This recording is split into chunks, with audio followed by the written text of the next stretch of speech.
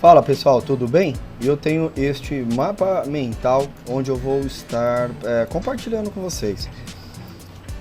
São 4 os pilares, né, para dominar esse assunto e a gente conseguir, vamos dizer assim, fazer cirurgias com mais segurança, com um sentimento de que está dominando todo o procedimento do início e o transoperatório e o final também com um bom pós-operatório.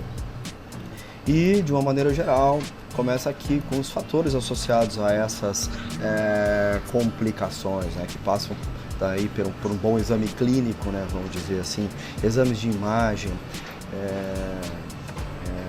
uma avaliação do paciente correta, né? E aí seguimos aqui, olha só, para os acidentes que podem ocorrer durante o ato cirúrgico e que temos também aquelas complicações que vão ocorrer durante o ato cirúrgico, né? Então, dentre os acidentes está aqui, ó, hemorragia, injúria ao nervo, fratura dos tecidos duros, como raízes, tecido ósseo, septos, até fratura de mandíbula, deslocamento dos dentes para outras regiões, né? Lesões aos tecidos moles, luxação do dente vizinho. Os cuidados importantes, né, como princípios cirúrgicos para a gente evitar que esses acidentes ocorram, e as complicações, né, que geralmente aí passam por dor, excesso de inflamação ou risco maior à infecção, né? Você está tendo dificuldade em controlar dor, tanto transoperatória, porque a gente vai discutir também técnicas anestésicas. Vou falar um pouquinho mais daqui a pouco sobre isso.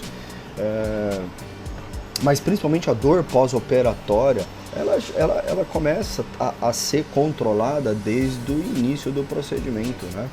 Conhecendo bem o paciente e usando de terapêuticas que vão minimizar o trauma cirúrgico, que assim, minimizando o trauma cirúrgico, que é uma consequência, um excesso de inflamação, a gente acaba controlando esse excesso de inflamação que leva à dor. Então vamos discutir quais são os recursos que a gente tem, então, que passam aí por trismo, infecção, caso de alveolite. Alveolite não deve ser algo considerado como rotina, né? Isso é algo, vamos dizer assim, deve ser a exceção, tá?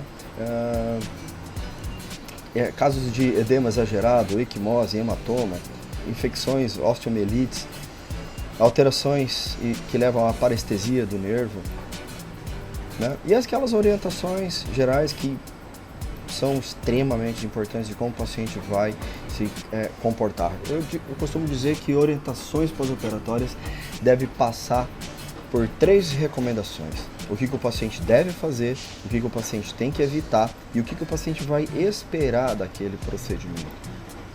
Riquíssimo material, pessoal. Passa também aqui, então, por essa análise que a gente tem que ter, interpretando cada paciente, interpretando cada situação, medindo o risco de um acidente acontecer e a dificuldade do procedimento, né? Então, nós vamos estar abordando aí como deve ser a asepsia, como deve ser a sutura, dicas de como você deve aproximar melhor os tecidos, como você vai abordar também as incisões, os desenhos de retalho. E aí a gente passa aqui também por escolha da técnica adequada, o planejamento seu pré-operatório, se precisa ou não de um exame mais completo, quais são os casos que precisam de tomografia, né? O correto manuseio dos instrumentais e quais são os instrumentais de alta performance para alguns casos. A ferramenta, em muitas situações, ela é essencial.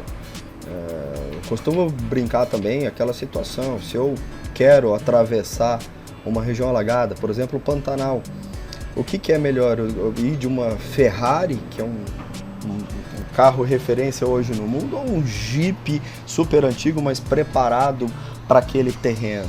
E as nossas ferramentas também são assim. A gente precisa ter a ferramenta adequada para cada situação.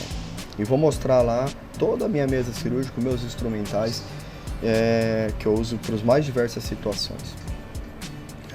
Os exames de imagem também, de boa qualidade, também são essenciais. Técnicas, né, para você de localização radiográfica, interpretar as tomografias, tá? Então, e os exames complementares aí mais importantes, né, que a gente deve estar pedindo quando existe algum indício coletado ali no exame clínico, né? E muitas vezes alguns pacientes que têm problemas de alguma comorbidade, ou de alguma patologia sistêmica, a gente precisa adequar, né, esse paciente para uma situação melhor, um momento melhor de operar ele, e muitas vezes ele precisa de uma avaliação médica. Então vamos passar aqui dentro da terapêutica por analgésicos, anti-inflamatórios, pelos antibióticos, anti-inflamatórios esteroidais e não esteroidais, né? E claro, esse mapa mental, ele está em construção ainda, e se você quiser ter acesso, manda uma mensagem para mim. Se você tiver alguma dúvida sobre o curso, manda uma mensagem e eu vou compartilhar com você e esclarecer suas dúvidas para que a gente possa estar se encontrando aí nos dias 8, 9, 10 e 11, que vai ser um dia todo só de hands-on, manipulando tecidos ósseos duros, fazendo sutura.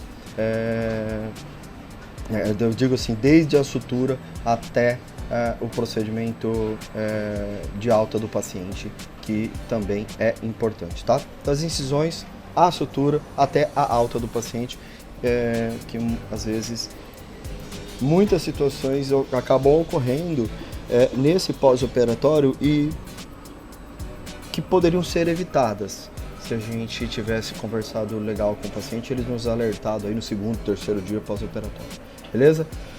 Vamos lá. Qualquer coisa me manda aí. Se tiver interesse nesse mapa mental, manda uma mensagem que eu dou um jeito de compartilhar contigo.